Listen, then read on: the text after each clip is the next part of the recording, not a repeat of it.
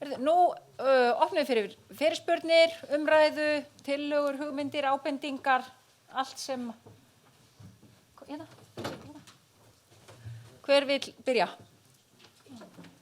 Það eru allir frumvælendur sem sitja fyrir svörum og eru til í að ræða við ykkur.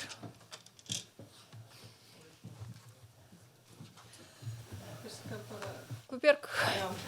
Gjörðu vel. Mér langar að spyrja Þorleif aðeins þessi tilraunaverkefni sem Finnar eru með í Tyrkja. Geturðu sagt okkur eitthvað meira frá þeim? Hvað særlistu eru? Þáttakendur og annað slíkt. Heyrðu þið spurninguna? Hún að spyrja tilraunaverkefni sem Finnar eru með sem að Þorleifur sagði okkur frá áðan. Þau eru af ýmsum toga, bara til að nefna einhver þá tengist eitt þeirra vegakerfinu. 5G vegur, má kalla það sem svo.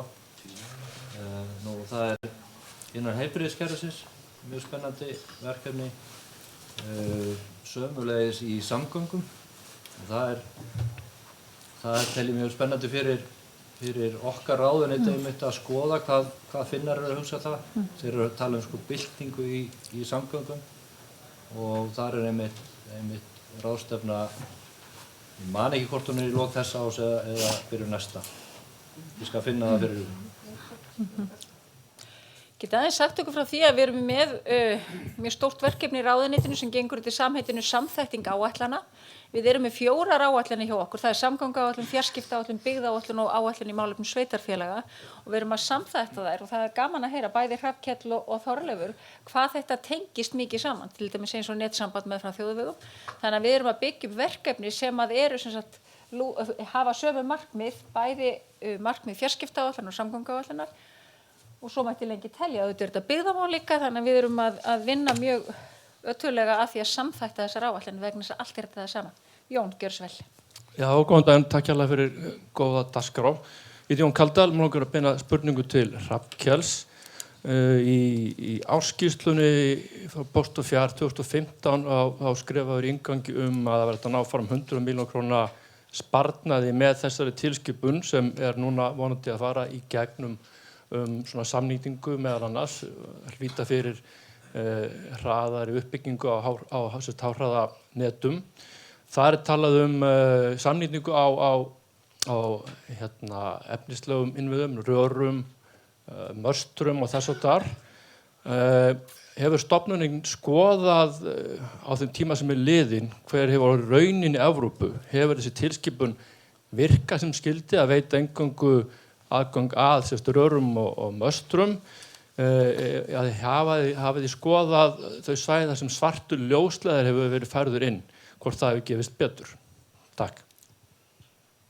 Svara því svona hvast, Hrafnkell. Já, við erum eitthvað ekki á þessu. Ég líklega, ok. Varðandi að skoða þessa stöðu, þá hefur BEREC, þessi Evrópusamtök, gert stöðumót á því. Það er örugglega hægt að skoða það á neti BEREC, á berec.euro.com eða ég man ekki hvað það er. Það hefur kannski ekki ennþá verið hægt að segja að það sé mjög mikill árangur að þessu, en það má líka horfa á það að þessi verkefni eru kannski ekki komin í gang eins og maður skildi ætla. Þó má benda á það að í Portúgal sem hefur náð ótrúlega góðum árangur og er kannski svona sá aðili sem kveikir þessu hugmynd samnýtingu á þessum efnislegu grunnvirkjum, þá hafa þeir náð gríðarlegum árangri með því að búa til kerfi sem að inniheldur yfirlit yfir alla þessa þætti og veita aðilum aðgang að því, þannig að þeir geti þá byggt upp sína virku þætti sjálfur. Nú, hvað varðar að setja ljósleiðarinn inn þarna, hann er sérstaklega undanskilinn í regluverkinu. Ég tel að það sé miklar efasemdir það hvort að það sé einfaldlega heimilt að gera það, enda ég held ég þekki eitt dæmi það hefur gert í Austurríki og það var látið standa vegna þess að það hafi komið þar inn af sögulegum ástæðum. Þannig að það er nánast ekki nein fordæmi að að svartur ljósleiðari sé felldur inn í þessa tilskipun. Takk fyrir það. Hrafnkell, þið getið spurt Veroniku og Matei líka á íslensku þið vilja. Við getum snarað spurningum eða komið athugasemdir. Ég held að þessi spurning sem mjög áhugaverð fyrir þau mitt. Ertu að tala svarta fíberinn? Já, og portugalska fordæmi. Og austuríska? Portugalska. What is about Portugal and Austria? It's about including the cost reduction directive, whether what is the experience across Europe, or has this been widely deployed, and what is the benefit of using this approach?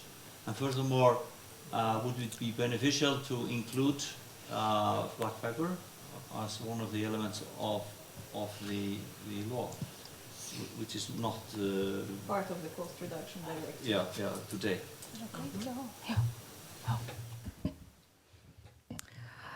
Actually, as you know, the cost reduction directive is a rather new instrument.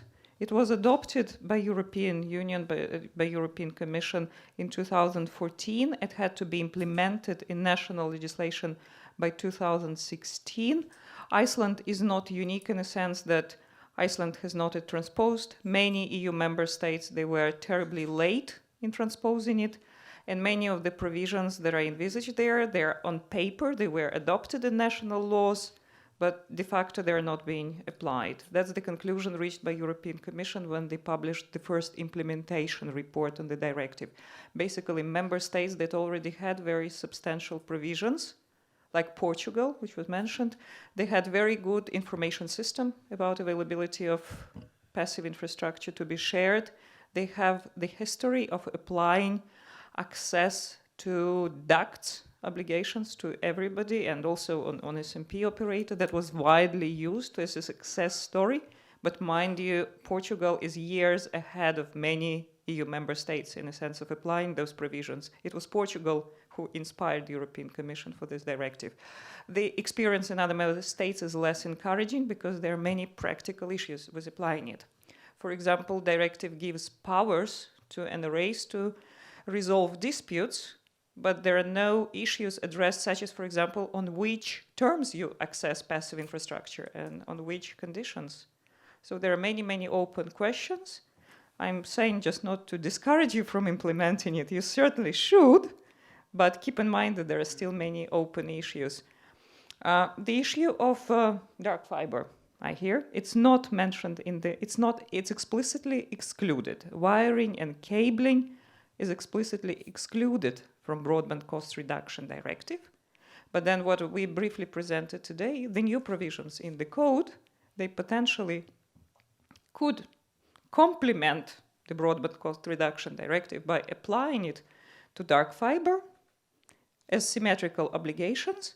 But you remember, it would be subject to checks and balances, and it could possibly be subject to double lock veto by European Commission, this type of measures, if they go beyond the very last part of the terminating segment up to the first distribution point closest to the end user. So it's not that by default dark fiber would be included, you know, so just to say. Beyond that, it's very difficult also to see, as you say, there are significant powers for national regulators how they will apply it. It will clearly be subject to specific national conditions and network topologies. We see countries where this model is already being used. Again, the countries that very much inspired those provisions being put in the code, like the French case, and this model with symmetric access, it works very well. SMP obligations on fiber in France are very limited, but then you have this symmetric regime in place. But the conditions in France, they might be not exactly the same as they are in Iceland. So it's just, you know, I'm just saying that it should be very carefully assessed by regulator when you would consider applying this type of measures. Thank you, Veronica. Fleiri spurningar? Hvora spurningar kóðan, hlutverk eftirlitsstofnunar, Sæmundur? Thank you. I would like to know if we take legislation like the code as an example, how is it generated? Is it just coming from the Commission, falling down on earth, and people have to accept it, or how is the influence of the member states, and particularly, of course, does the EEA, the EFTA part of EEA, have any influence? May I just comment? I could actually use Broadband Cost Reduction Directive, which I understand been controversial here, as a good example of where the powers come. When the European Commission first proposed it, it was arguing for a regulation. And you know what regulation is? Like we have roaming regulation. It means it applies immediately to all member states without transposing international laws. When we have directive, it gives vast flexibility to member states in terms of how they interpret it and how they apply it in national laws. And so is the code. The code is actually a directive. So it will be very much up to member states how they implement it in national laws. And then, of course, in terms of applying national measures, and this is also the case with Broadband Cost Reduction Directive, as it came out as the directive. Many member states, they were opposing regulation, so we ended up with the directive. So there are huge differences in terms of how it's being implemented in national laws. But the ideas, are they all from the Commission? No, absolutely not. You know, we have these layers, we have this legislative process. So the Commission publishes its proposals, as they did in September 2016.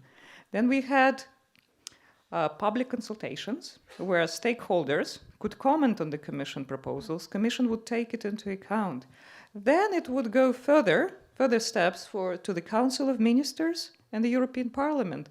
And many of the proposals, they were modified in the process. Many of the proposals, they were introduced in the last moment. They didn't even come from the Commission. Like I mentioned, for example, the price caps for European calls, for inter-EU calls. It had nothing to do with the European Commission. It came from European Parliament.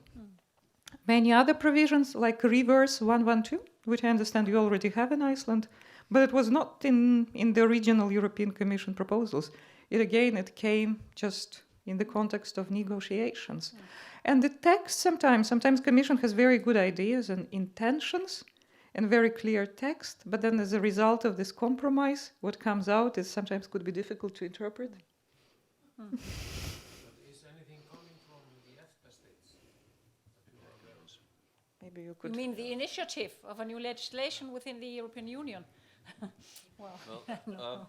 Well, I would like to say that, you know, the Commission consults on its intentions, and then we have this process of from, you know, the initial intentions of the Commission to whatever was the end result, and there is a huge difference between these two, and the difference is the opinion of the member states of how they would like to see things develop. I have been active in the board of directors in BEREC, both as a observer at the table with full rights to speak, and I have also been a board member of the board of directors. I was actually, in fact, a board member in 2017 when most of the work on the code was done. So I was sitting in the room where the horse trading was taking part. If an EEA EFTA state wants to have a reasoned opinion on whatever is being discussed, we have the opportunity to table such ideas. If we have good reasoning, and it is a fair thing that we want to suggest, I have every opportunity to believe that we would have success in proposing whatever we would propose. We have a special angle or agenda, of course, is that it's to maintain that the legislation is not in conflict with our constitution.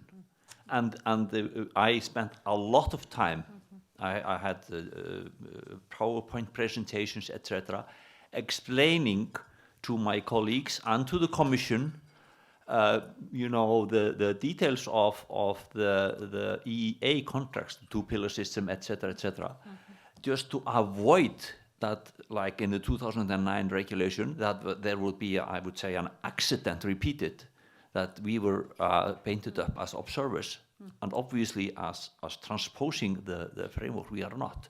So I think that this accident was prevented by me and my colleagues from the EFTA states, by informing those who are working on this code how we should do things.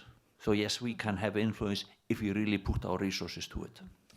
Yeah, I agree with you, Hrafn. I can add to that, because we have a member of parliament here in the hall, that we have been urged to participate, even though we don't take the initiative, we have been urged to participate more actively in the preparation of a new legislation within the European Union, and that we can do. Fleiri spurningar, more questions, comments? Benedikt? Nei, já. Ég heiti Gunnar, Hrafn, og nefndir hérna 2 dæmi á Íslandi sem hafa gengið vel samnýtingu innviða. Samkeppnismáli í þessu samhengi, kóðinn eitthvað að taka á því eða getur við vænst þess að Samkeppnisstofnun taki sér 5 ár í að úrskurða heimildir til þess að geta tekið þátt í slíkum innviða samnýtingu? Já, ég nú ekki fulltrúi Samkeppniseftirlitsins hér. Kóðinn gefur okkur kost á því að setja samstarf fjarskiptafyrirtækja innviðauppbyggingu í sérstakan farveg.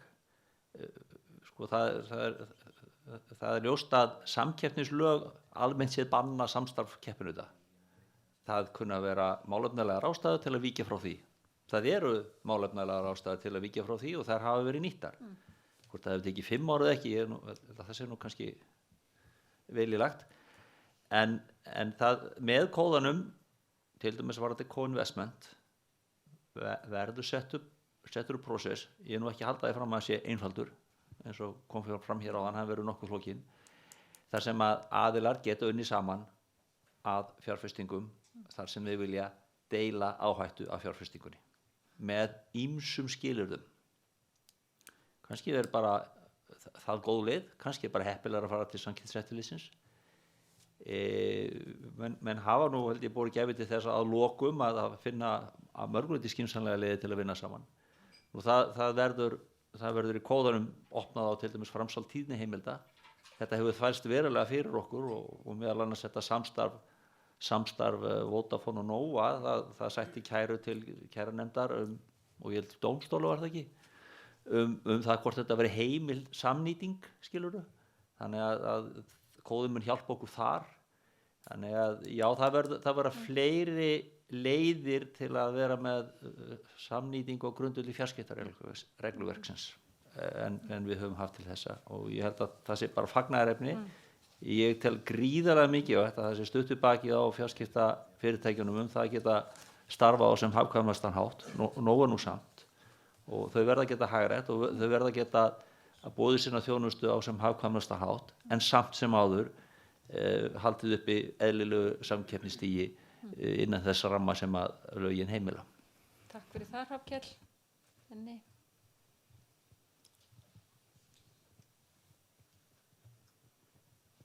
Já, Benedikt heiti ég. Mér langar að spyrja Hrafnkell, skildi ég rétt í kynningunniðinni að þú setur fram að 5G geti verið valkostur á móti fíberlögn og þá sérstaklega í byggðum sem ekki hafa þegar verið fíberbættar og þar sem að 5G-tæknin er nú orðin það þróuð að hún er nánast tilbúin til þess að veita þjónustu. Var þetta rétt skilið hjá mér? Í nýja fjarskiptaregluverkinu er kynnt til söguna nýtt hugtak Very High Capacity Communications Network. Yes. Og það er síðan hérna lagt í hendurnar á BREC að útskýra hvað nákvæmlega hvað það þýðir. Það eiga að vera sem sagt þessi framtíðarheldu future proof net sem geta þeirra uppi staðið búið upp á gigabita tengingar og svo framvegis. Þannig að það liggur nú kannski ekki alveg í smáatriðum fyrir hvað eru þessi það nú alltaf hægt að þýða þetta tillega óskast þessi mjög hraðvirku net sko, en það er ljóst að ljósleiðaranetin falla þar undir og síðan eru að tala um það að net þar sem er síðasti snertipunktur við netið áður en þú kemur að neytandanum, ef hann er ljósleiðaratengdur þá geta net fallið þar undir þessa skilgreiningu og 5G netin, þar sem 5G sellan er tengd við ljósleiðaranet og baknetir í lagi og örugglega 550 önnur skilyrði uppfyllt getur örugglega veitt mjög frambærilega þjónustu eins og dæmi sanna hvort að það sé á pari við ljósleiðara ekki, ég held því nú ekki fram en þessi þjónusta geti hugsanlega fallið undir þessa skilgreiningu á þess að hún liggir endanlega fyrir og þetta er eitt af þessum verkefni sem er í gangi innan BEREC þessi 14 eða 15 skilgreininga verkefni sem eru gríðarlega stór og viðamikil sem BEREC er að vinna nákvæmlega hvað þýðir very high capacity network. Það er kannski ein spurning að lokum, það er nú er langt 5G-tæknin er að byrja úreldast og hvað er langt í að tíðniheimildir verði afgreiddar?